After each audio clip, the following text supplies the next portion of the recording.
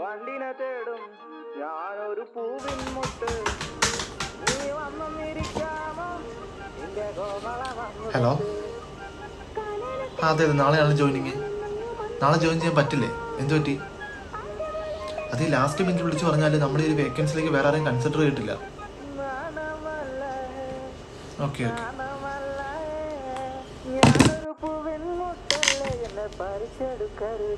Hello, salary ഇന്ന് credit ആവുന്നു.